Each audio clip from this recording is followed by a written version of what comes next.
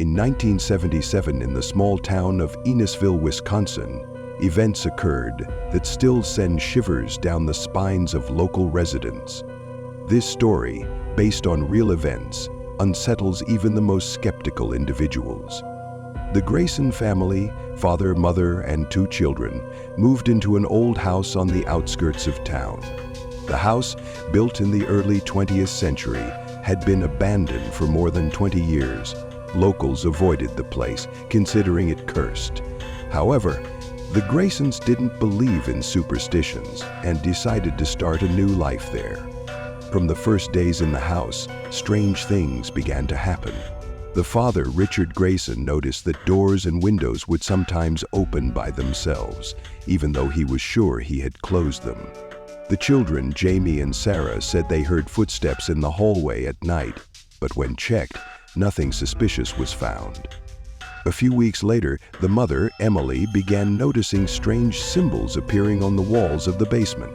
They looked like ancient runes, and although the family tried to erase them, they would reappear the next day. Emily sought an explanation and consulted a local historian.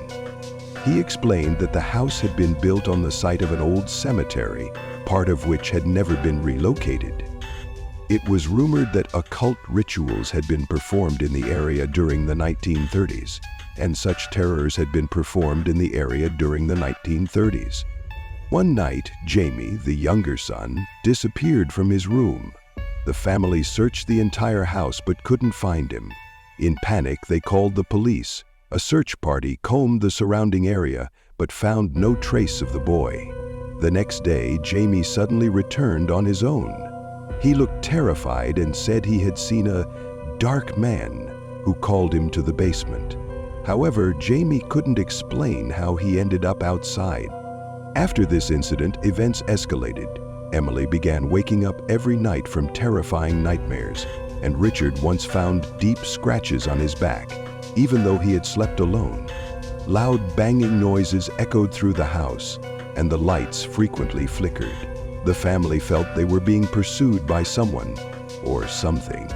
Determined to find answers, Richard invited a priest to perform a blessing ritual. When the priest began praying, all the family members were in the living room.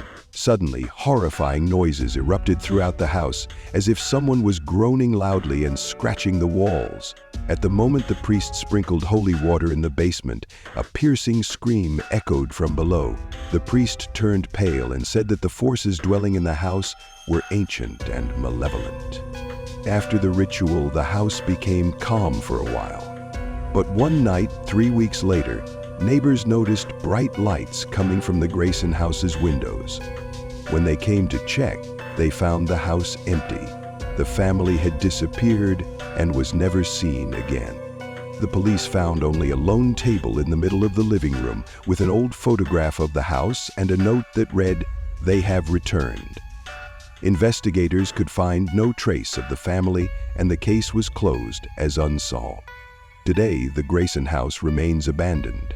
Local teenagers sometimes visit it to test their courage, but almost all report strange noises and a chilling breath down their necks. No one stays in the house for long. Enosville has become a town with a grim reputation, and the Graysen family's story remains one of the most mysterious and terrifying legends in Wisconsin's history.